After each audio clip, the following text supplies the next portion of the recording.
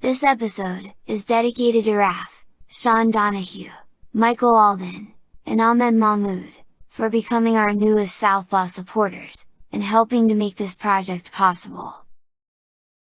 The Southpaw podcast and project is supported entirely by listeners like you. If you want to support the work that we do, please leave us a 5-star review wherever you listen. Share these episodes, follow us on social media. If you're a new listener, make sure to click subscribe. And if you really want to support this project, then become a paid monthly subscriber on patreon.com/southpawpod. If you head over to Patreon and subscribe for just $4 a month, you will get immediate access to our complete catalog of bonus episodes, videos, and articles. The more supporters we have, the more time we can dedicate to the show, which means more bonuses, such as classic fight commentary, transcripts of interviews, building a liberation martial arts online curriculum, and most important of all, hire and pay for staff. If you can't support us monthly, you can also do one-time donations at ko-fi.com/southpawpod.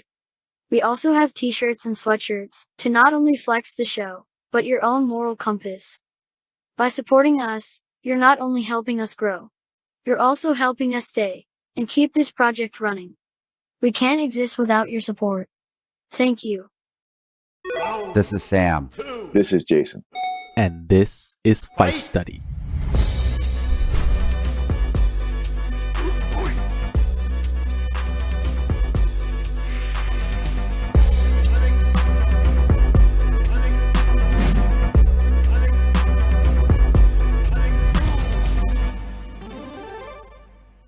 Jason Sargus has been involved in all aspects of mixed martial arts, from coaching and managing fighters, to promoting MMA events, scouting, and matchmaking.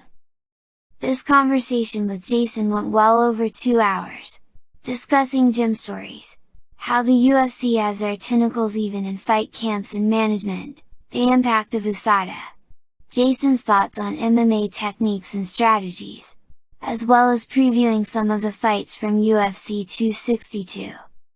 Jason also gave us his thoughts on Kamaru Usman and Jorge Masvidal, Dominic Reyes and Yuri Prochazka, along with giving us his coach's perspective on Prochazka, and comparing his skill set to John Jones, and how they match up. You can listen to the first part now. Part 2 of this conversation will be on Patreon and Ko-Fi. Today on Southpaw Fight Study, we've brought on boxing and MMA coach and Maverick MMA matchmaker, Jason Sargus, to help us not only preview some of the fights for UFC 262, but also to talk to us about 2 other recent fights, Kamaru Usman versus Jorge Masvidal 2, and Dominic Reyes versus Yuri Prochazka. Thank you for being on the show, Jason. Sam, thank you for having me. It's a pleasure. Not only as a coach, but also as a matchmaker, you probably have to look at fighter strengths and weaknesses all the time. Absolutely. Sort of the juxtaposition between what they do well and what some of their vulnerabilities are, and how those might match up in terms of if you're looking to develop a fighter, or at the same time, if you're looking to put on a show with the highest level of performance from both athletes that really is going to be fan friendly. So it's almost like similar skills, but you're looking at it from 2 different intentions. From the matchmaker's perspective, it might be more about anything between equally matched people or just fun style matchups. Whereas as a coach, you're more interested in having matchups where your fighter's strengths might exploit the other fighter's weaknesses. Absolutely. Absolutely. I mean, there's a saying in the fight game where it's easy to be brave with another man's blood. And right. And as a coach, there are some fights early that you can possibly recognize that would be great if you win, but from the athlete's longevity, for the athlete's longevity and developmental perspective, you get few of those wars early. Like depending on the age of the fighter, his fight style, by the time they make it to whatever you consider the big show, they're gonna have some miles on them. So there is a developmental perspective and a progression that's important to consider when moving some of these fighters. I think you told me you work more with boxers now than MMA fighters. What led to that? It, without getting too political, it can be a bit of a toxic and overly caustic environment in mixed martial arts. So I just needed a bit of a reprieve. I moved away from it, and boxing certainly has its flaws, but it's a little more transparent and less monopolistic. For a group of individuals in the MMA game that love to tout themselves as like free thinkers pulling themselves up by their bootstraps, they really curry favor with the almighty UFC above all else, and that's not really my style. So they're both touted as independent contractors, or you work for yourself, whether it's boxing or MMA, but they look very much different when you're actually in the fight game, and how much control a boxer has over their career versus how much control an MMA fighter has over their career. Oh, without a doubt. With maybe the exception of Conor McGregor, the UFC has commoditized the fight game, especially with the advent of the Dana White Contender Series, and they are not looking for the best technical fighters, even from an athletic perspective. They're looking for easily reproducible, bite down on your mouthpiece, throw and throw hard, throw caution to the wind, fighters fight mentality, so that their payment based on that ability to be so easily replicated will drive down their market value. Because there's another guy, and you see it all the time, fighters that say, I just want to fight. I'm not even worried about pay. Well, that's because you can't command a premium because you're not that great. If you really were, you would say to the UFC immediately, like, I demand my market value. And the payment becomes the little bit of prestige that comes with going to the big show. And if you're a 15-fight pro and you get caught up to the UFC and they offer you 10-10 or 12-12, I don't know what it is now, but I believe when Matt Frevola won the Contender Series, I think he won 10-10, and then it was 12-12 for his first fight, maybe a little less than that. If you really think you're a top-tier prospect, that's garbage money. It really is. And then in boxing, there's something called money on the table. And if they believe that you can put that many butts in seats and sell that many pay-per-views, or that you are an eventual world championship caliber athlete, there will be an investment into you. And it almost seems to me like the fighters are constantly investing into the production of the UFC instead of it being the other way around. And I think recently they weren't even signing Contender Series fighters who had won.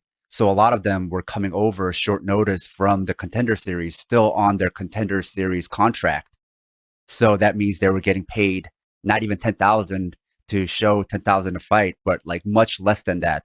Yeah. And I think that's problematic. But again, it goes to you've created a commodity in fighters that, like, in lieu of payment, they will accept whatever mini prestige they have because they are not blue chip A-grade prospects much of the time. And even speaking about Conor McGregor, even though he has much more clout than other MMA fighters, you compare him to, let's say, Canelo, who would be the biggest name in boxing right now, and he has much more control over himself. Yeah, right. That's the nature of the game, and that's how the UFC has continued to play it. And so long as the UFC has so many established company men pushing the same narrative and sort of kowtowing to Dana White and the powers that be, that nothing's going to change anytime soon. I mean, from like a despicable corporate monopolistic unfettered capitalist perspective, it's absolutely genius the way they've done it. For humanity's sake, I think it's like the end of us all. Right? So I'm not saying there's not some brilliance behind their malevolence, but it's malevolent nonetheless. Now tell us about yourself, your own background, and some of the fighters you've helped. Well, I wrestled from the time I was 7 years old. I won a junior Olympic state title when I was 12. So it was wrestling before boxing. Yeah. Yep. I started boxing at about 12 and 13 because I started having some severe neck and back issues even before I was 13 years old. Some scoliosis and an autoimmune situation called ankylosing spondylosis, which is like premature arthritis of the spine. And so it was a little like, I still wrestle. I wrestled through college, against like everybody's. No one thought it was a great idea, and I wasn't going to do great things in college. But it was that young, dumb, overly aggressive, like I proved something to myself bullshit that just cost me my cervical spine and shoulder replacement.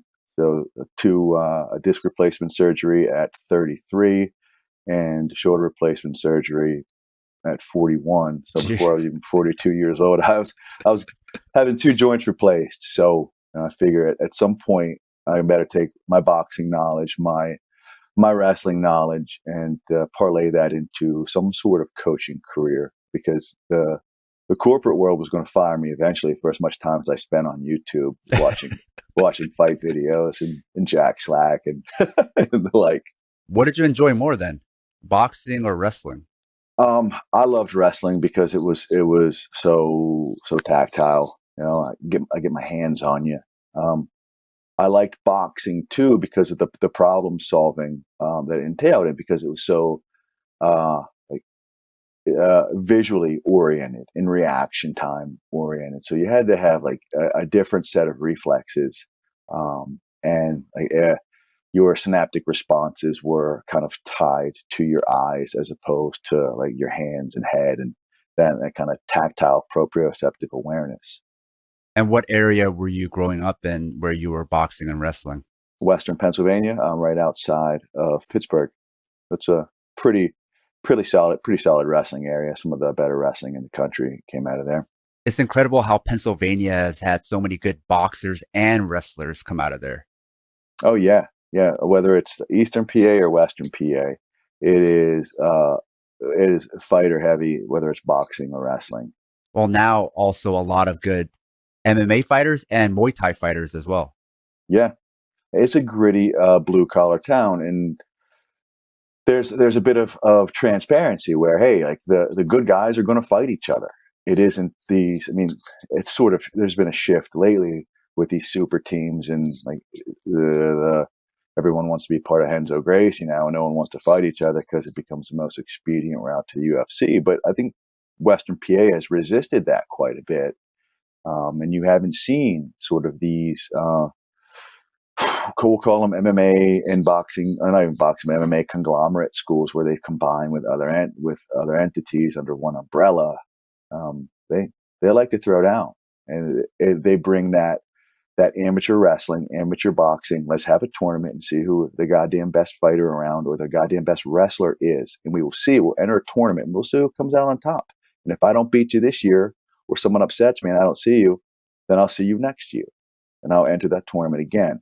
That kind of mindset isn't in MMA. It is not. It's nowhere close. And that, to me, I find that the most disappointing. And who are some of the fighters that you've worked with? Paul Felder, obviously. I name drop him probably a little bit too much, given how long it's been since I've worked with him. But his first 5 pro fights were under the Brazen Boxing and MMA banner. I scouted him whenever he beat up a fighter that in the amateurs that we thought was pretty good. And I saw the way he and his team approached it. And it just made sense that if, my wife and I were going to open a gym and a sports agency, that we reach out to, honestly, what we felt was, even with Eddie Alvarez making his name at the time, I knew it was just a matter of time before Felder was one of the best and brightest at 155 pounds in the entire world. So he's one. Matt Frivola has been the most recent over at Longo and Weidman's.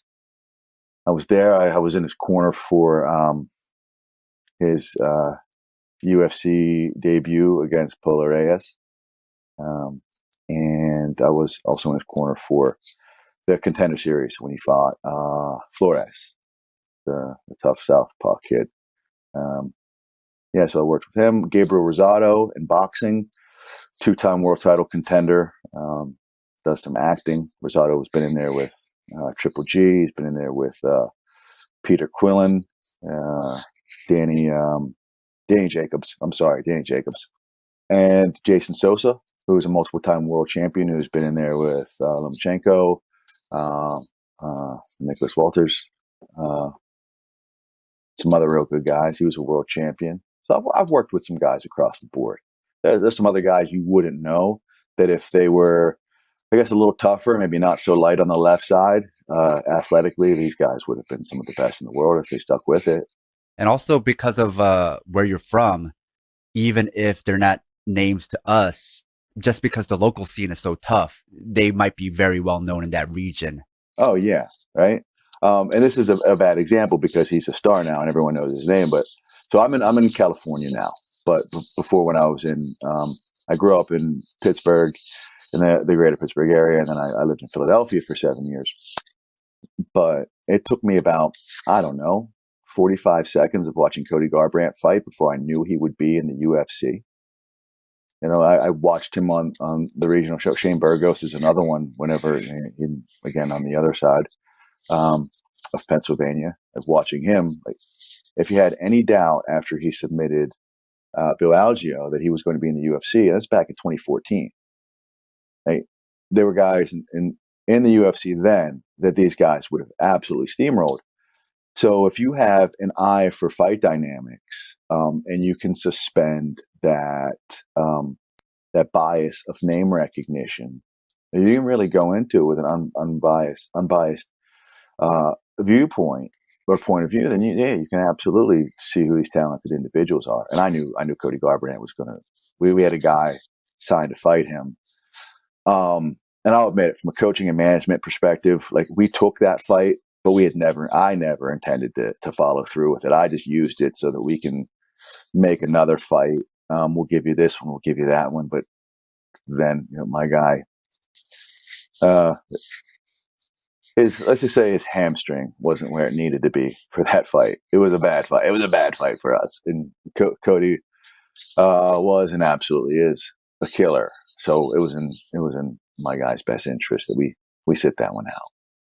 Yeah, the Northeast MMA scene, even for hardcore fans who pay attention to prospects and regional fighters, the Northeast scene was known because even like Uriah Hall and Chris Weidman were fighting in that scene back in the day before they were even the UFC. And those are like the top guys over there. And you had other top guys like that were the top guys that hardcores knew about, but sometimes they just, for whatever reason, didn't make it to the UFC, or they made it and they didn't pan out. But just because they don't make it to the UFC doesn't mean they weren't very good. Absolutely. It speaks to that area. Yeah. I mean, there are some absolute studs. The problem is, and again, not to get too much into the politics of it, because I know we want to go more into like analysis, but the best fighters on the planet that aren't with the marquee schools only get noticed. I mean, it's because of the nepotism and the favoritism of the relationships of those schools. And when you have that sort of interconnected glad handing between school management and promotional ownership of the UFC, well, if you start inviting too many outliers in, you lose that mechanism of control. I mean, that's my theory anyway. So it becomes unfortunate that, and we'll bring up Felder as an example. We left on bad terms, but like, whether or not I was the best coach in the world or not didn't matter. If I was, and I was the best opportunity to make him better, I wasn't the best opportunity to get him to the UFC. That was connecting with the Gracie clan and, and being moved that way. There are some significant advantages to that. I don't think that's great. Especially me, since, right, since I was on the wrong side of that. But if you really want the best fighters, there needs to be more of a scouting eye and less of nepotism, cult following of whatever a school has those relationships with the UFC. If that's the case, then you're going to continue to miss out on blue chip talent. And well, I figure that might be their business model anyway, because blue chip talent's going to command a blue chip price. That does make sense, because if you watch a typical UFC fight night show, all the fighters might be out of 4 different camps. Yeah. Yep. That's pretty much it. You would think that it is a sport that has grown rapidly enough for it not to be so saturated by super teams. And I get the benefit, and I also get the utility of having some of these great athletes to help you train. But sometimes and it depends on the individual, but sometimes a smaller team with a greater emphasis on the individual athlete and the individual athlete's needs are better. Certainly it's situational, but I think there are some advantages to being with smaller teams. And everything in the sport is brand name and name recognition. I get that. But some of the best coaches on the planet you've never heard of, and they will never make a dent in the MMA scene. And it's also true in boxing as well. I mean, I can take a trip through Mexico and look at like a half dozen amateur boxing coaches, and they would be the best boxing coaches stateside, at least for MMA. They would have a learning curve, obviously, because they're different skill sets. And coaches have even admitted to this, that the top coach of MMA fighters is often whoever has the strongest Rolodex. Absolutely. No doubt. For young people who don't know what a Rolodex is, it just means like your list of contacts, all the people you know on your phone. Yeah, that's it. The Rolodex was what it was. So let's start breaking down these fights for UFC 262. And let's first start with talking about Charles Oliveira versus former Bellator champion Michael Chandler for the vacant UFC lightweight title, which was vacated by Khabib Nurmagomedov. Let me ask you this. Looking at the landscape of the UFC lightweight division, do you think there was anyone to dethrone Nurmagomedov? I mean, that's a tall task, right? I mean, he's like a goddamn gorilla. He's so strong. He gets a hold of you, and he's not super chiseled and looking like a man carved out of granite, but you can just see it when he grabs a hold of other strong individuals, that they just seem to crumble. Guys that I know, guys that I've trained with, guys that I've seen train. So it's just not some sort of abstract, oh, he looks strong compared to so-and-so. Like, I've literally felt some of these guys. And as a guy who walks around anywhere between 185 and 200 pounds, who wrestled in college, I could tell you that Khabib handles individuals very easily, or at least appears easily. When you add that kind of advantage, that kind of physical advantage that you don't necessarily see, you can see a punch, right? You can't see how strong someone is. I mean, you can in a sense, like if there are these crazy lifts, but whenever someone just grabs a hold of you and slowly breaks you down, turns your hip and drags you to the ground, and you get up and he does it again, and it exhausts you, and he still seems fresh. His muscle fibers are different, I think. He just grabs you and he puts you on the ground. Yeah, they talk about that whenever you do any grappling sport, whether it's wrestling or Brazilian Jiu-Jitsu or Judo. They talk about that grappling strength as being different from gym strength, meaning you can't see it just by looking at the person, how strong they are. Once you get a hold of each other, you could feel how strong they are. No, yeah, and you hear the corners going crazy, just shouting, like, push on the head, scoot, push on the head, scoot. You're like, my entire body against his 2 arms means nothing.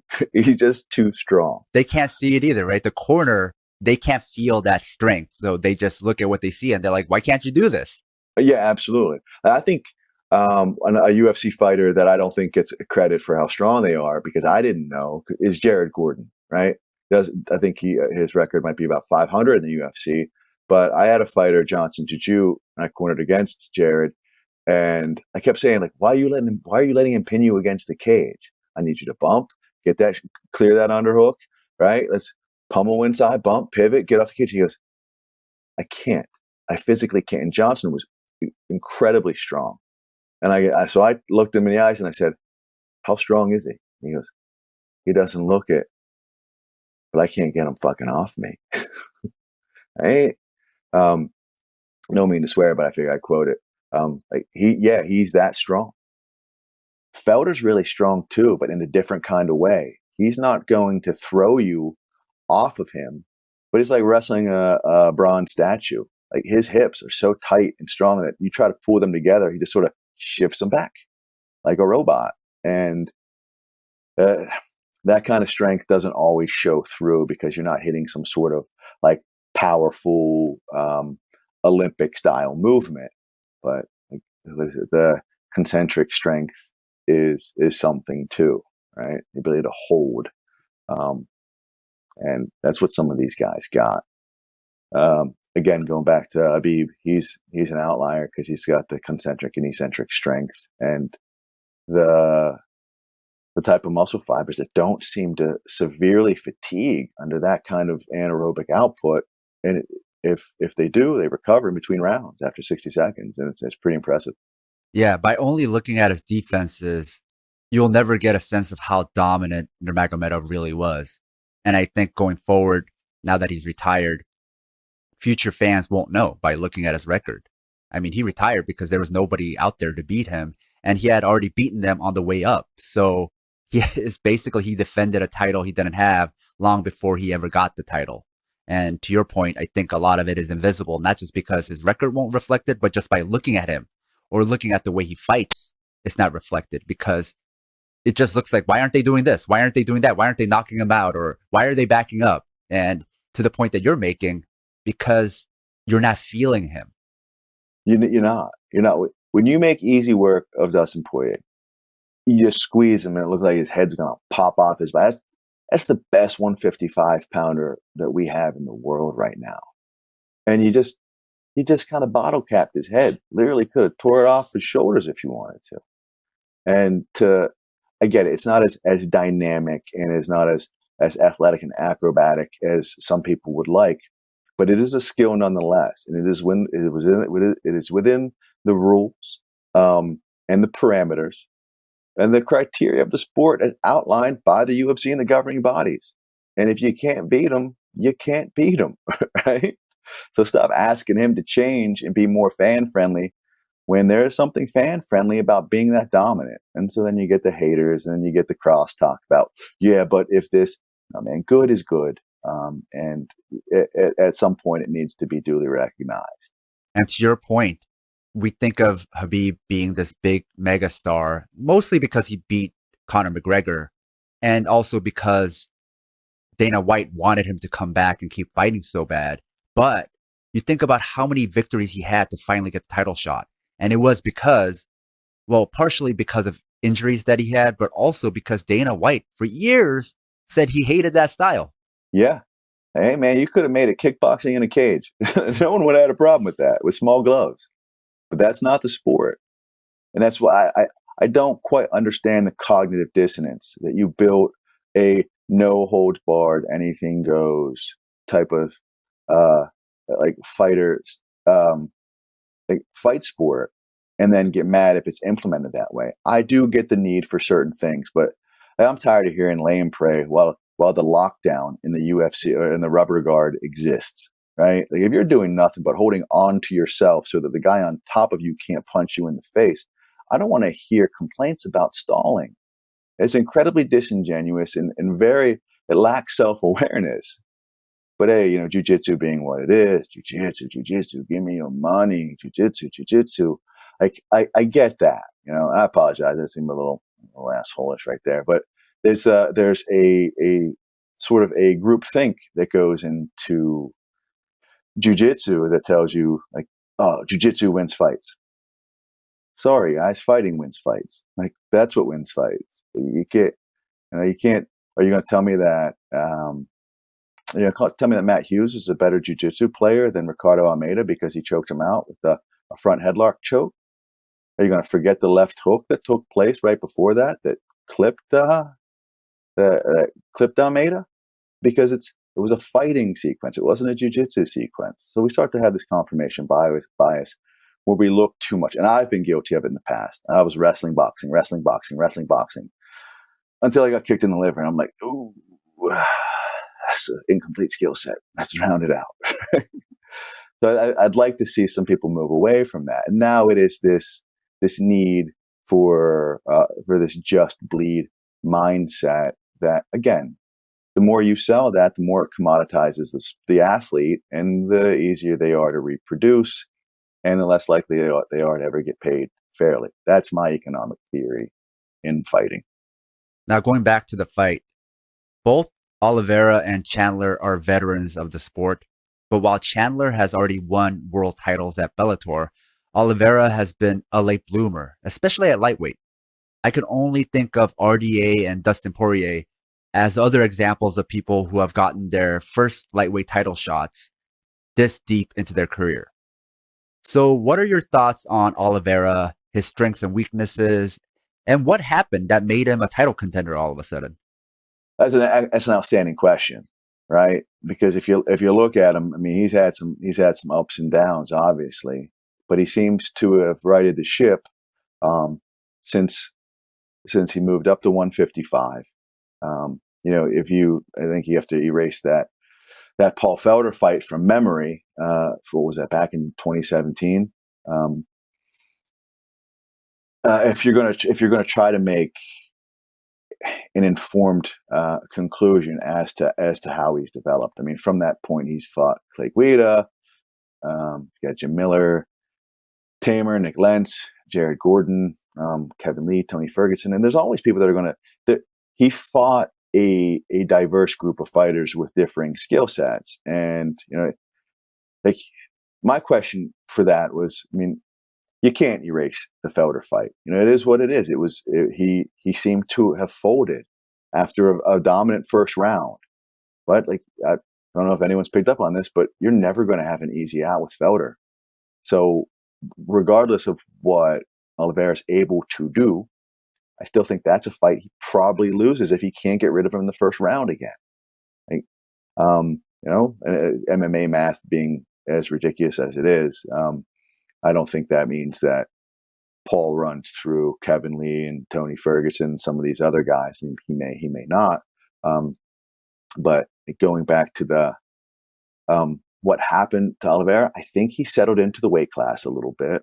I think. Again, I don't know him. I know a coach of his from back in the day, but I wish I could see him train. I wish I spoke Portuguese. I wish I had a better understanding of him from an intellectual and psychological perspective, because something has changed. It isn't just that Kevin Lee is a little bit weathered or Tony Ferguson is worse for the wear. He's improved, and he's made some adjustments against some very tough guys. And I can't quite put my finger on it, but I would like to do some sort of historical data, some stat analysis based on that historical data. Because if that's ever reproducible, there are some good guys that I've seen that couldn't get it together mentally. If you can find a way to right that ship, flip that switch, whatever cliche you want to throw in there, then, the guys like Charles Oliveira they're bright spots on the sport from a well-rounded skill set, entertaining perspective. You can't commoditize him. His jiu-jitsu is A++. His wrestling has improved. I think he's strong for a skinny guy. And his fight IQ and his striking, all of it has improved. Even where one thing I think he doesn't quite get the credit for, and that has started to develop, is I don't think he likes to get hit that much. So with that, over the years, like since the Will Brooks fight, I've seen an improvement in his defensive fundamentals, striking on the feet, a big improvement. A lot of that is conditioning too, because you're not going to be as reactive to stimuli when you're fatigued. When you're that fatigued, your body and brain are like, hey man, go sit down, please. Like, we don't want to be here anymore. So I think as his conditioning improves, he's been able to kind of right that ship mentally. And with that kind of, call it defensive responsibility or improved technical acumen, he's been able to not get hit with big stuff, still be able to get in people's face enough to implement the style of fight that he wants. And maybe it's a comfort thing. Maybe it took a while to get there, but no, I wish I knew the recipe for that success, because I would try to reproduce it, and I'd retire next year. A note to our loyal listeners: if you love the show, please support us and help us get paid for our labor by joining Team Southpaw on Patreon. By becoming a member, you'll get access to bonus content like exclusive articles, fight previews, bonus episodes, transcripts of fight studies, and access to our private chat group on Discord. But more importantly, you will help us supplement the cost of the show, the incredible time and energy Sam and I put into making the show, and you'll be giving us some breathing room not only to juggle Southpaw with our day jobs, but also expand Southpaw into other areas. Show your Southpaw solidarity by supporting us at patreon.com/southpawpod. Yeah, that kind of late bloomer renaissance is something more you see in heavyweight or maybe even light heavyweight. The heavier you go, you see older fighters succeeding. But the lighter you go, it is very much a young person's game. So this is very, very unusual.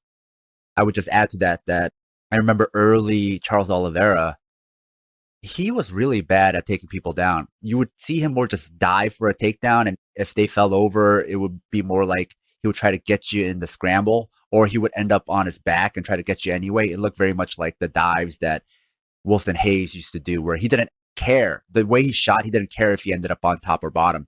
He just wanted to engage you. Sort of like even Haniea. He does that still. But now he can wrestle and take down better wrestlers than him, or quote unquote better wrestlers, right?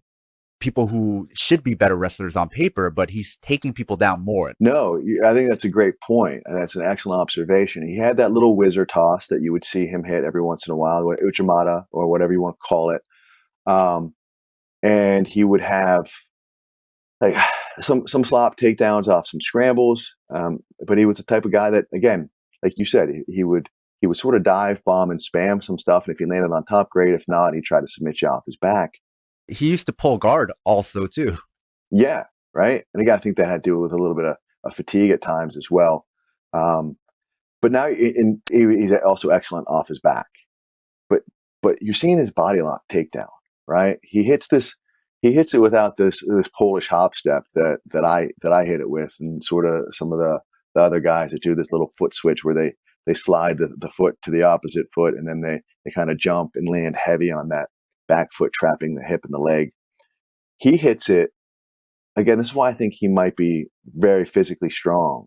And it's a conversation I'd like to have with some of the guys that fought him. When he gets to that position, guys who have strong hips, guys who are very difficult to take down, guys who have wrestled for a long time, seem to fold pretty quickly when he gets to that body lock position. And I don't know if it's just a matter of mastering that technique later in life, because it's not the hardest technique to master. But I mean, there is some positional awareness and some strength that goes along with it. So I think that's an excellent observation, and I would like to know sort of the genesis and the progression involved into getting to that point. You know, these are like little new wrinkles that he's added to his game. That you don't want him. I call him a skinny guy because he's like 5'11", and he's pretty sinewy, but he looks like he weighs 1,000,000 pounds when he's on top of someone in side control. There's also something unique about his career that I've never gotten an answer to, that the UFC hasn't really addressed. And when I say the UFC, I mean the commentators, which is that when he first got to the UFC, he weighed around 150. So when he would weigh in, he would be 150. He would be like 149, 150. He was always around 5 or 6 pounds under the 155 weight class division. So he would be so skinny compared to his opponents, and he would be able to match them with strength. But something that plagued him for a while was his cardio. He would just start getting tired. And then what was weird was then he moved down to 145, which you thought would be the perfect weight class because he was always underweight. And then he kept missing weight. And coming in at like 151, which was heavier than he was weighing at when he was fighting at 55. Yeah, so you remember this. So I didn't understand. And then he went back to 155, but now he like filled out 155. So he must be walking around well above that because he's cutting down to 155 now. So something happened with his conditioning where he felt he was strong, but he didn't have the mass and he didn't have the cardio. Then he filled out. I mean, he came in as an adult, but I don't know how young he was. He was young. He was like, I think he was 20. He was 20 or 21 because he's only 31. He's only 31 now. So he's had like close to a decade. And so he's been in the UFC since 2010. So I think part of that is like he filled out and found his adult fighting prime body. I think that's right. That's my best guess. Conditioning. I mean, everyone can talk about heart, but like heart is part of the cardiovascular system. If we're gonna put it bluntly, right? And it is really hard once you hit physical exhaustion. Like there's no Rocky Balboa talk there's no Mickey talk to Rocky Balboa that's going to, when you have physiologically hit the wall and you cannot recover, like there is no superhuman talk when there is no longer any fast twitch firing, when your ATP stores are so drained. Like maybe there's a little bit of fake it till you make it, keep your hands up. Don't show don't show him that you're spent. But if you can't do it, you can't do it. Right. And so there was some quit in him, I think, because of that. Now, there are some people that are excellent at fighting under duress, like Paul Felder, number one. Like I've never seen anyone quite like it. Usman, again, is another one. Now, he can get dropped. He gets back to his feet. It is compartmentalized and put away, and he starts fresh. Keeps his eye on the prize and continues to do what he's supposed to do.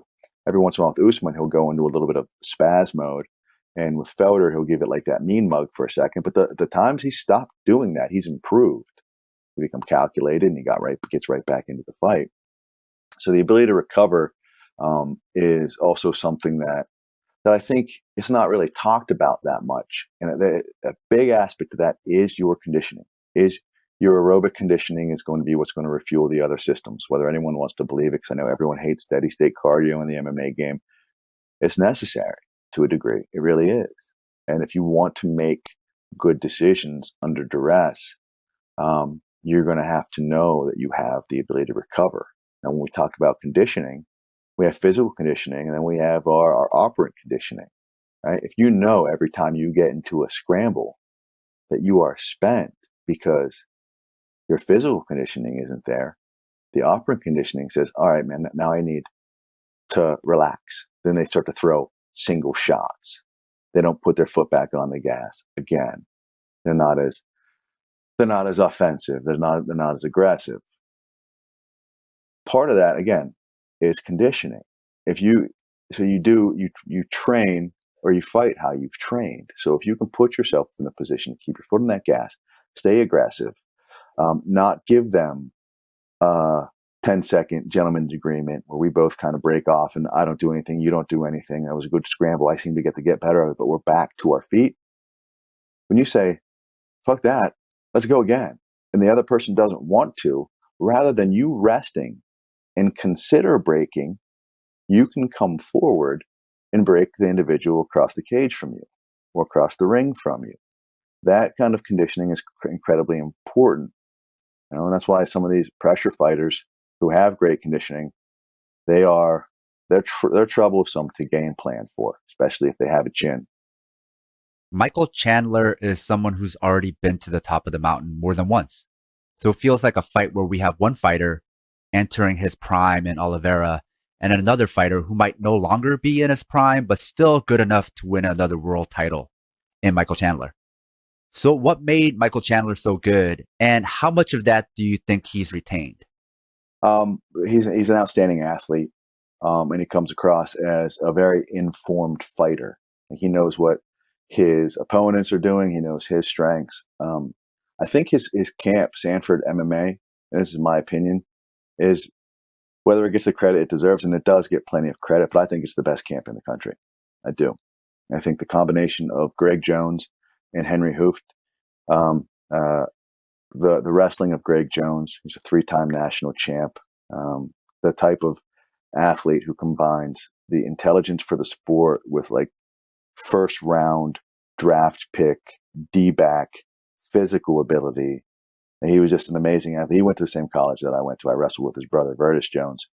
And I think that's an aspect of MMA coaching pedagogy that you don't really hear about. It's sort of, they have, at least from what I've seen, a wrestling drill skill set, progressive development, and the ability to introduce, acquire, and own new skills as well as anyone I've ever seen in the 20-some years that MMA has been a sport. And I don't think they get the credit that they deserve. I mean, I think they're top of the food chain.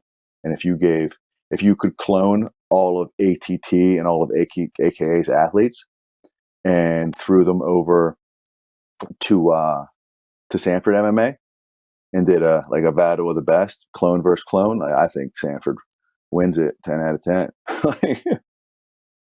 That's my opinion. But I think that's a big part of it. I really, really do. They do seem like old school American Kickboxing Academy, where they take wrestlers and teach them how to strike. But not only that, so much of it was about like creating this room where they just recruited all the best guys, strikers, wrestlers, and they also had good wrestling, and they didn't overcoach. It was much more about like free play and put the best guys together, give them a couple of new tools every month, and trust them to do the rest. Right. Except Sanford seems like they're a little bit more polished than that, because the problem with AKA, especially during his heyday, was everybody would constantly get hurt. Everybody was constantly getting injured. Cain Velasquez being a great example, whereas Sanford seems much better at not breaking their fighters in training. Agreed. And I don't know. So when Greg Jones was at WVU, there tended to be an overtraining problem, and some guys were getting hurt. Like they were leaving a lot of their best days in the gym, a lot of their ACLs as well. So there was an understanding of that more is not always better. What you saw with AKA, look, I'm not casting any aspersions here. I'm not making any judgments or any accusations. But once USADA was added in and a lot of PEDs were out of play, everybody was overtraining in the sport. Everybody. So, and strength and conditioning had to change. It needed to be more scientific, because you couldn't just throw a bunch.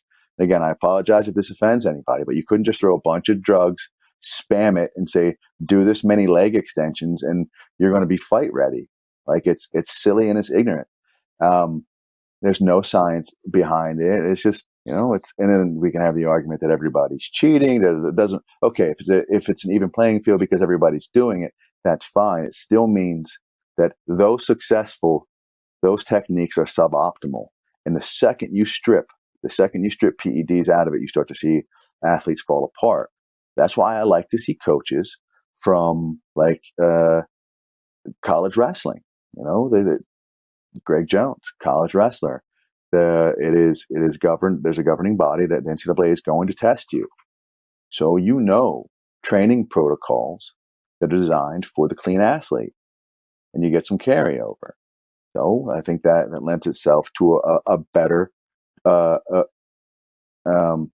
training environment for an MMA athlete. And MMA conditioning is notoriously difficult to train for. Everything is don't let the perfect be the enemy of the good. If you want great cardio, you want to make sure we're still explosive. If you're too explosive, you don't want to make sure you don't gas out.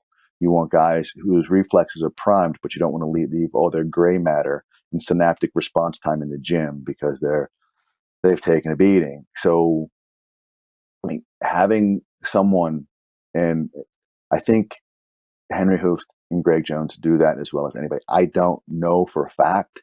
This is just the information I'm able to glean from paying attention to their social media, listening to interviews. But I think they get it as well as anyone in the game. Well, all the top camps pre-USADA are not the same camps that are top right now. I think that's a very interesting change. Yeah, because who are the best camps ever, and then who are the best camps post-USADA? And there are some guys that if you're just of the mindset that I want to bite down on my mouthpiece and throw, and train as hard as I can, and I don't believe in overtraining and that kind of silliness, that you may be top of the food chain so long as drugs are still allowed, right? Or at least not governed as stringently as they are now. So who's the best under those rules? Who's the best under USADA rules? And I don't think it's definitely going to be the same. It certainly is not the same. Again, I know someone's going to get mad and say you're making accusations.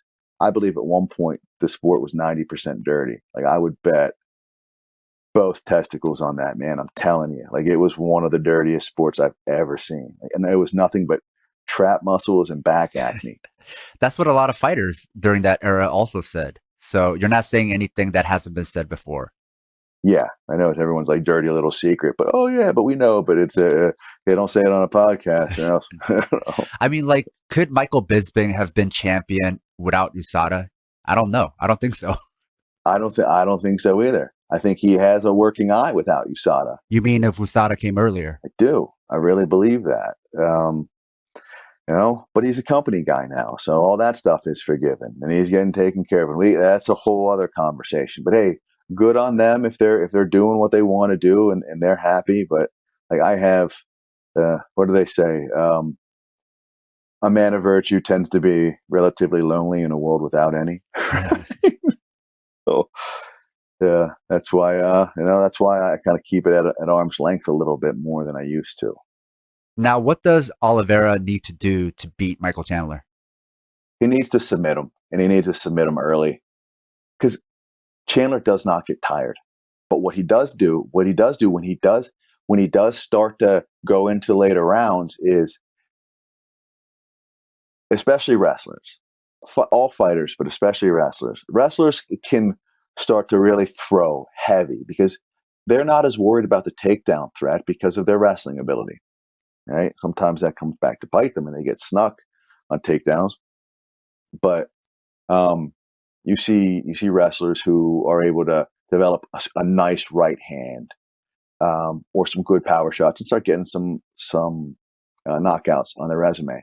But as much as we start to tout those knockouts as an improvement in their striking ability, they are, we'd be remiss to ignore the fact that they are still technically weak in the defensive aspect. They are. Most non-natural strikers, guys who didn't grow up in the strike game, Reyes is one of them, right? Like, when he gets pressured, you start to see everything is like dip and duck and cover. It isn't parry, the shift, roll those shoulders, rolling with punches. It tends to be a little bit panicked. So he, in the later rounds, though he still looks like he's in himself, right? He doesn't look fatigued because he's not super fresh. Some of those weaknesses, at least in the past, start to show themselves. I would have loved to have seen the fight with Dan Hooker go longer so I could see more of what we're looking at. But he was that shot. It's going to put even the best 55ers out, and he was able to land it early. So good on him. But my concern for Chandler is, can he stay technically proficient defensively also in the later rounds, and can Oliveira have the kind of striking output necessary, because he's not necessarily a natural striker defensively either, tends to get hit when he gets tired, but if you look at him and you watch him just strictly on offense, you're like, man, this guy's got the goods and he can strike. But when he gets tired, he starts to hunt for some takedowns and some body locks and doesn't really want to be at range very often either. So I think it's an interesting fight that way. So do you think cardio will play a factor in this? Yeah, I think it will. And I think that is definitely on Chandler's side. So do you think that's Chandler's path to victory, is putting a pace on Oliveira and hoping to get him to get sloppy and get him to make mistakes? I think he's going to come after him with significant intensity early, get in his face, try to find that overhand right, and sometimes he hits like a shifting right that becomes a hook. He's also got a mean left hook. So I think he's going to try to hit him with a power shot early and get him out of there with some effective aggression. That's my thought. But those little bony knees that Oliveira has, I can see, and he's real good at shifting his hips back and landing some of those. I can see those bothering Chandler at the same time. But you think for Oliveira, his best shot is maybe hurt him or whatever, but get it to the ground and try to submit him in some way. Yeah, that's the most logical conclusion that I can come up with for Oliveira. He doesn't want to stand and trade. I think the physicality of Chandler can be intimidating if you kind of try to keep it like a stand up battle of athleticism and just like power and strength. Now let's talk about the lightweight bout between Tony Ferguson and Beneil Darius, which for Darius means becoming a contender if he wins this fight, whereas for Ferguson, it's the chance to say he's still relevant. Now, Darius is another fighter who's been fighting for a while, but never getting near a title shot. How do you think he matches up against Tony Ferguson? I think this version of Tony Ferguson he matches up incredibly well against. The version of Tony Ferguson, and again, it's both of them are natural grapplers, right? Darius with jiu-jitsu and Ferguson is like a jiu-jitsu wrestling hybrid. Neither one of them, from a technical standpoint, Darius stays in better position, but he doesn't quite move around as much to take as many chances as Ferguson, but he certainly looks more fundamentally sound from a striking perspective. Whereas Tony is sort of wild, is going to hit like some rolling cartwheel kicks and or rolling whatever the Imanari entry into leg locks and all. He's a wild and crazy fighter, man. He takes some chances and he is certainly creative. This version of Tony Ferguson is coming off of a significant beating from Oliveira. He can try to color it any way he wants, but he got handled. He really did. And Gagey put it on him as well. I hear talk that Ferguson has been working with Freddie Roach. I love that 5 years ago. Right? Like, let's be honest, it's a little late in the game for that. At 35, 36? I forget how old he is. But here's the difference, Sam. There are mistakes that you make because of aggression, and then there are habits. You can fix mistakes in relative short order. Habits over the course of a 30-fight professional MMA career before you decide to seek technical guidance should be a little concerning, right? That's when you decide to tighten up your boxing. He's actually 37, so he's actually pretty old Wow. for the lightweight division. So I'd like to see it 7 years ago. Right? I'd like to see him on his 30th birthday say, hey, Freddie, can you help me with this? Because I think with his creativity, and then the question becomes, how good is Freddie Roach at understanding Tony Ferguson's style? And if you watch it, a lot of the slop that you see that looks like just wild and crazy technical gaffes, that's his strategy. That has worked for Tony Ferguson. As you get older and your chin is less resilient, I don't think it's an optimal strategy. And I think fighters tend to rely on those things way too long. And it seems to get rewarded from Dana White and the company men. So like the ability to slip and roll with shots and have a little more defensive footwork. You're not going to, I doubt that you're going to see it at 37 years old. And if you do, those old habits will start to come back if Darius starts to have any success on the feet. Even if Ferguson were to win this fight, I think going forward, what we both see is that he's a fighter who developed a style that was very much attribute based on his athleticism, agility, and mostly his reflexes. He had very quick reflexes.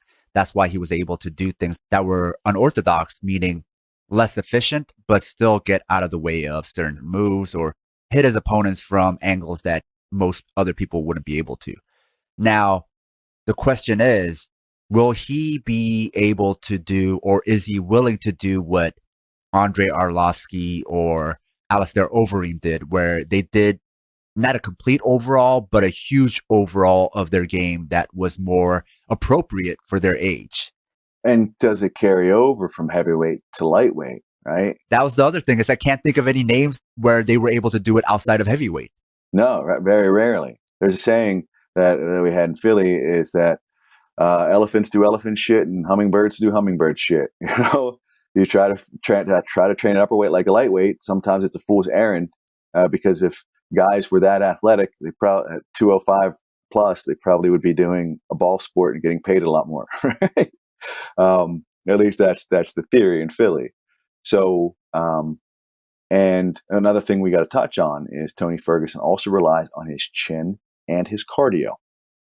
So have his reflexes slown? Yeah, absolutely. The synaptic response and the neuromuscular junction at age 37. I don't care how built you are, how fit you are, how you look in practice. It's not the same thing. It's not the same as when you were 35. Not the same as when you were 30. Again, we're talking about a game of inches. And once your reflexes start to slow, your chin may hold up when you're able to roll a quarter, half, or full inch off a shot. But now if that quarter inch is an eighth of an inch, you're sleeping. And it looks like there hasn't been that much of a drop off. But shots that you are eating now are shots that cause you to sleep. So they aren't the same. And not understanding a commitment to defense early in this game and thinking that you're just going to grab it in your later years once your reflexes have slowed, you can look great on the pads. But MMA is, and I tell this to the boxers all the time, the boxing coaches, like MMA is a violent, chaotic, dynamic endeavor. There's a lot of shit you have to prepare for. Like a spinning back elbow off a real nice, like you parry his jab and you go to split it with your own and he's gone, he disappeared. That elbow comes to your jaw, you're out, man. It's not boxing. There are components of it that carry over, but you have to have that kind of dynamic eye that can break down the content in real time, parse that information and say, yeah, you're right. Like this is what he does well, this does it doesn't do well. How can we make that fit for fight? That's why I love guys who have good boxing experience or good kickboxing experience early on, because that visual acuity, and I think you and I talked about this on Twitter at one time, that visual acuity is tough to pick up late in life, especially if you've been habituated to the tactile, grabbing, holding, clutching. Like, and now all of a sudden you're putting people at distance. You're not going to have a 45-year-old, no matter how many times you watch The Natural, start hitting homers because he decided to pick up baseball. And that's because, and the reason why Robert Redford could do it was because he was playing since he was a kid. He didn't start from scratch. There was a foundation built. These folks think they can gloss over striking, right? At least the scientific aspect of boxing in terms of visual acuity, reflex, and response. You just gloss it over, watch a few YouTube videos, but you try to say the same thing about jiu-jitsu, and those cult crazies get pretty pissed, right? And then if you think you can develop this kind of defensive response in real time going forward at an advanced age, and I just haven't seen it. And if you can, it's only because you have a physical outlier. And again, you're not going to train them as optimally as if you would have got them to buy in to that kind of defensive responsibility, training, drilling, and all that stuff early on. It's also, I think, why you'll see grapplers who only grapple, whether it's wrestling or Brazilian Jiu-Jitsu. And unless they played it from very young, they don't pick up other sports that require depth of field. So that vision of like depth perception, they never develop it doing grappling. So then later on, if they try to even like catch a ball, you could tell it's not something they're very confident in because it's something that their primary sport, grappling, never required of them. Yeah, absolutely. Whereas in ball sports or in boxing, you can't do that. You have to train your eye to be able to see really well. When they say the person didn't see the punch coming, it's not just because it came from a dead angle that they couldn't see coming, but also sometimes it's the person is not trained to understand how close that fist is coming to them because they started trying to learn those tells, those visual skills in their 20s or their 30s. So how can they catch up? Well, I'm glad you brought that point up because not many people are aware of that, right? So fundamentally, from a physical perspective, from a human perspective, based on our physiology, you should not be able to hit a 100-mile-per-hour fastball. You shouldn't. It should be a fundamental impossibility unless you luck out. But what the brain has been able to do, especially in athletes who have played baseball and done ball sports their whole lives, are able to have the brain extrapolate where that arm is, where it's going to be, and anticipate release, timing, bat speed, and connection. And that's a real skill.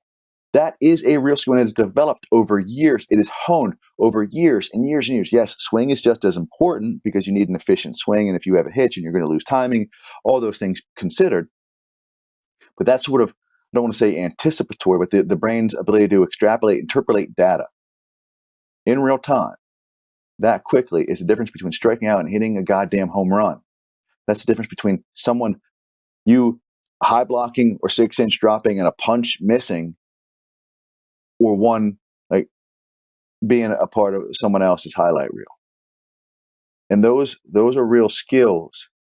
But again, no offense to my MMA coaches, but you'd have to know what extrapolate, interpolate, and neuromuscular junction and mind-muscle connection and visual acuity. You need to know some of these things mean.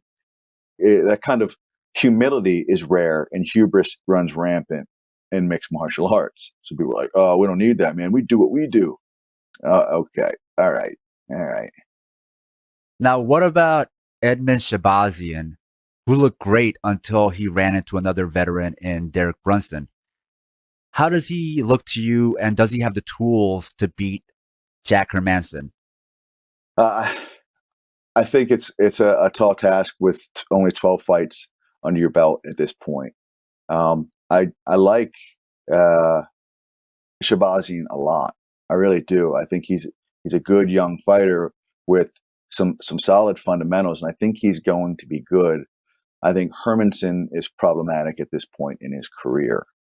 And he just got out of there with Vettori, who is like a first ball fastball home run hitter. Vettori is a first ball curveball home run hitter. Like, he hits hard, he can grapple, he's in your face.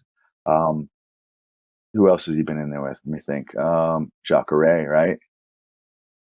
He submitted David Branch, who's a Enzo Gracie black belt, in I think like a minute. So if the Hermansson that comes in that fought Vettori, even though he got hit often, his chin was really, really impressive.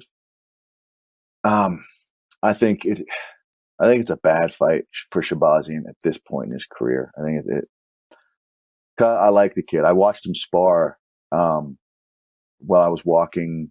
I was getting my oil changed in Glendale, and I walked past the gym and I saw him sparring. I was like, Jesus, man, this kid's got the goods, doesn't he? And so I'm looking. I try to see who any fighter at a Glendale Fight Club that is any good, and he comes up, and I look at the video, and lo and behold, it's him. So his skill set from a striking perspective is there.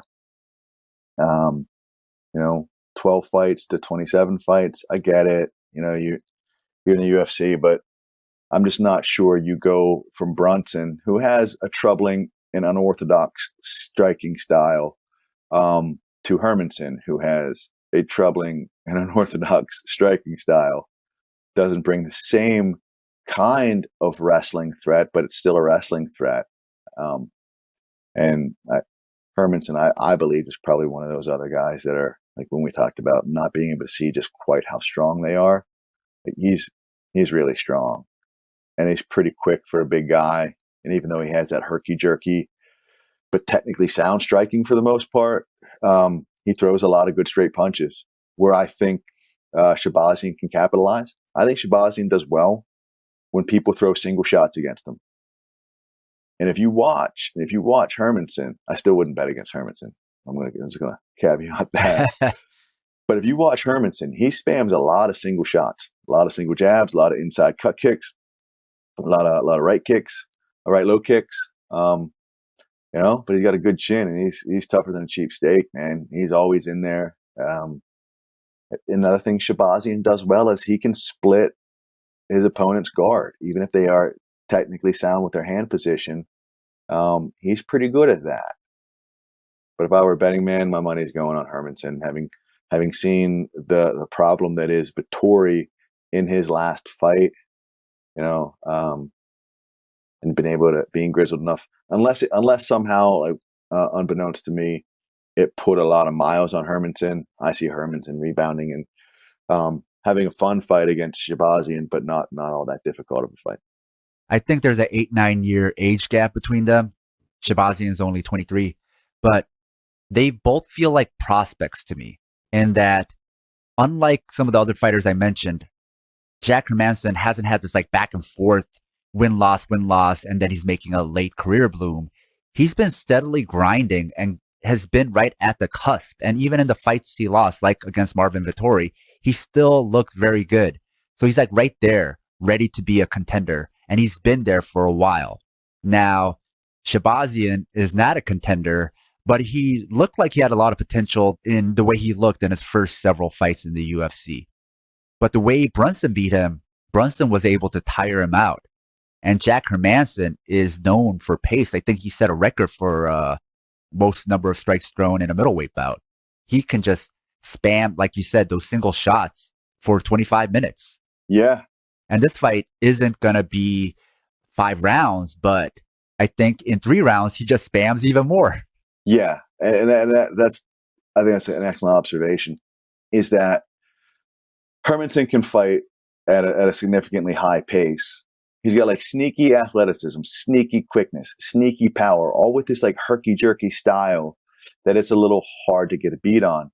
If I were hiring a coach that, we wanted to show smooth technique, I'm throwing money at the 23-year-old kid Shabazzian, putting him on the coaching roster because he throws with good technique. But there are intangibles in this sport. Again, it is a wild, violent, chaotic endeavor. When you have that kind of fight dynamic, and it can be a mixed bag from time to time. It didn't look like, and again, I'd have to rewatch the Brunson fight, but I remember watching it. It didn't look like he handled all those intangibles all that well. Like having a fighter in your face, having a fighter that can take a shot. Because he looked good at times against Brunson. He had some success, but like certainly Vettori had plenty of success against Hermanson. But son of a bitch just kept going, just kept getting back up. Grizzled bastard, man, just getting up and going again, and that could be tough on the psychological makeup of an individual. When you drop them, you lay on ground and pound, you put it on them, and they bounce right back up. Next thing you know, they throw a 1-2 you have to take a step back. You have to compute that, man. That's tough. And what you love to see in a prospect is a fighter, after they get hurt, they come back. And not only do they come back and increase their pace. So they increase their pace after they got hurt, which is normally the opposite for a lot of other fighters. So he might not have all the cleanest techniques, or he might not be the fastest fighter, but he showed something special that even not as a champion, that even some champions don't have. Mentally, he's got the goods, man. Because every time he started around, it's almost like, I use the word compartmentalized. If you have that the makeup of a skilled surgeon, where you can put any slip up or mistake and not get rattled, not get frazzled, just put it to the back of your mind and continue at the task at hand. That's what champions are made of. Whether or not he has the physical tools to do that, I don't know, because 185 is getting a little bit tougher. But he's definitely a legit top 5 guy. And when you have the bigger guys hit as hard as they do, and he's also a significant submission threat, if the chips somehow fall a certain way and he catches a break or two, like he could be in the running for a title shot at some point. Because I feel like At 185, Gaslam was. At 185, Vettori was. Where Vettori is, right? Hermanson's in the mix. There's no doubt. And I would love to see Shabazzian be there at some point. Like, again, one thing I like to say that I don't definitely know who's juicing, but I have a pretty good idea of who isn't. And I think Shabazzian's a clean fighter, and I like that. I appreciate that. I really do. Again, not casting aspersions, saying anyone else is. So I tend to root for those guys. I root for the guys that always make weight. That's why I tend to root against Oliveira. Coming in 6 pounds heavy. Like, I hate you, having been an amateur wrestler.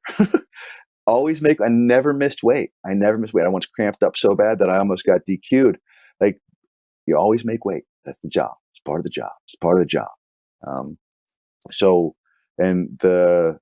Darius, another guy, workman-like, and I think I would dollars to donuts. He's natural as well, completely clean.